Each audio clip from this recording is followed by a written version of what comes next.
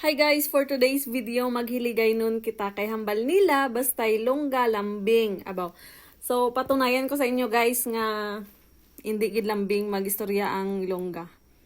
So guys, ang ato nga ingredients kay bagoong itlog, ahos, luya. Ang luya guys, pwede na hindi nyo pagbutangan. So, first, kay magpainis ang kalaha. Di mantika. Kagulaton nyo nga magpiti-piti ng mantika draw, gabukal-bukal na. Sunod kay ilunod nyo inyo nga luya. Pagtapos nilunod ka luya guys, inyo nga lugayon para hindi mabatok. Lugaya lang da, kabalo naman siguro ka mag-timing kung pwede na na. Ang isunod ta lunod amo ang ahos. Lugayon naman. Mugin ni basta nagaluto ta guys, puro gid ta lugay-lugay sini.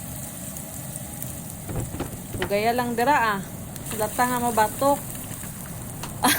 Hindi gali. Tanawan ni akong diri daw lapit mabatok kay sabad-sabad ning Haponesa diri sige kay istorya sa akong sa kusina. Nahuya tani ko magluto sini kay basig man ba siya daw familiar ang baho ha. Ay familiar gid Mayara siya mo. Ilunod ta ang aton nga guys lamang. Duha lang ka siguro kutsara kay daw sumud man. Tama na. Hindi lang ta mabusog. Good for duha na ni kasi manang nga sudan. Kay basi kagidon ta sige ka balik-balik sudan ba. Sunod kay lunod ang itlog. Siyempre ang itlog guys. Bukon nanay kay nimo nay batikon nanay na nimo alangan naman nga ilunod mo to nga bilog pa. Hindi man ni pwede nga boiled egg with alamang. Ginisa man ni. Ara na.